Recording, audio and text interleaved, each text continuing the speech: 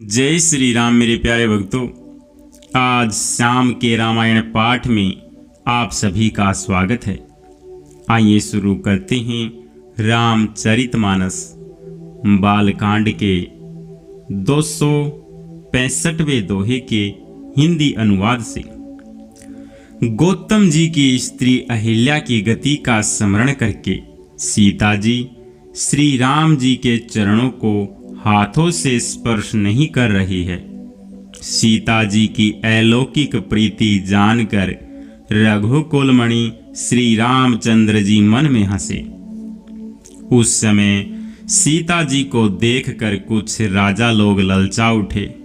वे दुष्ट, कुपूत और मूढ़ राजा मन में बहुत तमतमाए। वे अभागे उठ उठ कर कवच पहनकर जहां तहां गाल बजाने लगे।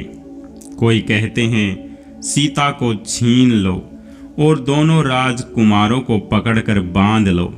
धनुष तोड़ने से ही चाह नहीं सरेगी। हमारे जीते जी राजकुमारी को कौन ब्याह सकता है। यदि जनक कुछ सहायता करें तो युद्ध में दोनों भाइयों सहित उसे भी जीत लो। ये वचन सुनकर साधु राजा बोले, इस निर्लज राज समाज को देखकर तो लाज भी लज्जा गई। अरे तुम्हारा बल, प्रताप, वीरता, बड़ाई और नाक तो धनुष के साथ ही चली गई। वही वीरता थी कि अब कहीं से मिली है। ऐसी दुष्ट बुद्धि है, तभी तो विधाता ने तुम्हारी मुखों पर कालिख लगा दी।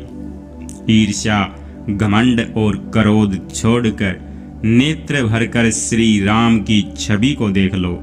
लक्ष्मण के क्रोध को प्रबल अग्नि जानकर उसमें पतंगे मत बनो। जैसे गरुड़ का भाग कौवा चाहे, सिंह का भाग खरगोश चाहे, बिना कारण ही क्रोध करने वाला अपनी कुशल चाहे, शिवजी से विरोध करने वाला सब प्रकार की संपत्ति चाहे, लोभी लालची सुंदर कीर्ति चाहे, कामी मनुष्य निष्कलंकता चाहे तो क्या पा सकता है।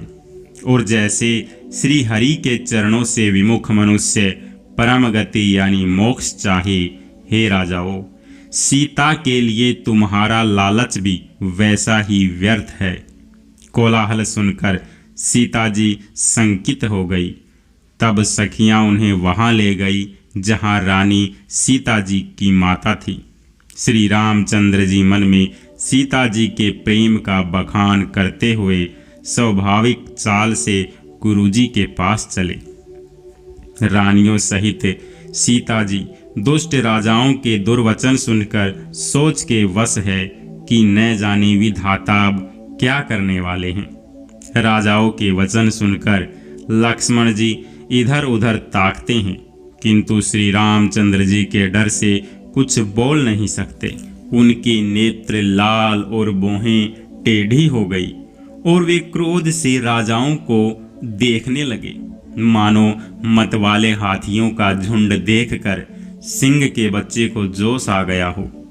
खलबली देखकर जनकपुर की स्त्रियां व्याकुल हो गई और सब मिलकर राजाओं को गालियां देने लगी।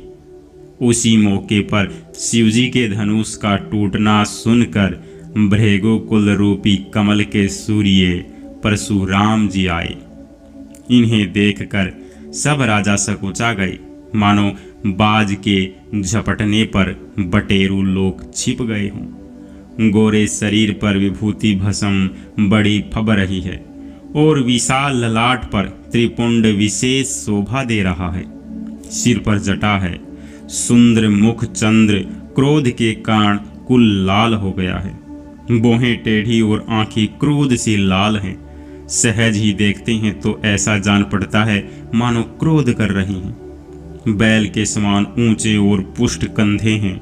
छाती और भुजाएं विशाल हैं। सुंदर यज्ञोपवीत धारण किए, माला पहने और मृग चर्म लिए हैं। कमर में मुनियों का वस्त्र, वलकल और 2 तरकस बांधे हैं। हाथ में धनुष, बाण और सुंदर कंधे पर फरसा धारण किए हैं। शांत वेश है, परंतु करनी बहुत कठोर है। स्वरूप का वर्णन नहीं किया जा सकता। मानो वीर रस ही मुनि का शरीर धारण करके जहाँ सब राजा लोग हैं वहाँ आ गया हो।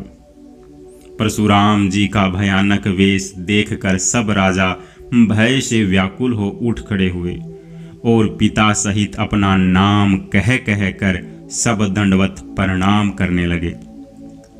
परशुराम जी हित समझकर भी सहज ही जिसकी ओर देख लेते हैं वह समझता है मानो मेरी आयु पूरी हो गई। फिर जनक जी ने आकर सिर नवाया और सीता जी को बुलाकर प्रणाम कराया। परशुराम जी ने सीता जी को आशीर्वाद दिया।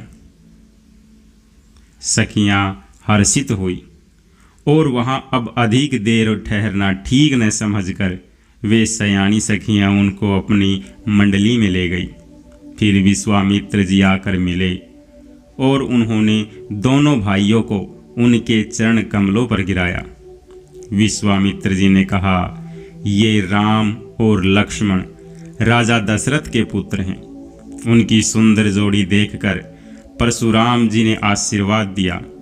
कामदेव के भी मद को छुड़ाने वाले श्री रामचंद्र जी के अपार रूप को देखकर उनके नेत्र थकित यानी स्तंभित हो रहे। फिर सब देखकर जानते हुए भी अनजान की तरह जनक जी से पूछते हैं कि कहो यह बड़ी भारी भीड़ कैसी है। उनके शरीर में क्रोध छा गया जिस कारण सब राजा आए थे। राजा जनक वे सब समाचार कह सुनाए। जनक के वचन सुनकर परशुराम जी ने फिरकर दूसरी ओर देखा तो धनुष के टुकड़े पृथ्वी पर पड़े हुए दिखाई दिए। अत्यंत क्रोध में भरकर वे कठोर वचन बोले, रे मूर्ख जनक, बता धनुष किसने तोड़ा, उसे शीघ्र दिखा, नहीं तो अरे मूढ़, आज मैं जहां तक तेरा राज्य है वहां तक की पृथ्वी उलट दूंगा। राजा को अत्यंत डर लगा जिसके कारण वे उत्तर नहीं देते। यह देखकर कुटिल राजा मन में बड़े प्रसन्न हुए। देवता, मुनि, नाग और नगर के स्त्री पुरुष सभी सोच करने लगे, सबके हृदय में बड़ा भय है। सीता जी की माता मन में पछता रही है कि हाय, विधाता ने अब बनी बनाई बात बिगाड़ दी। परशुराम जी का स्वभाव सुनकर सीता जी को आधा क्षण भी कल्प के समान बीतने लगा। तब श्री रामचंद्र जी सब लोगों को भयभीत देखकर और सीता जी को डरी हुई जानकर बोले। उनके हृदय में न कुछ हर्ष था न विषाद। जय श्री राम। मेरे प्यारे भक्तों, आज के रामायण पाठ को हम यहीं पर विश्राम करते हैं। मिलते हैं कल सुबह के रामायण पाठ में।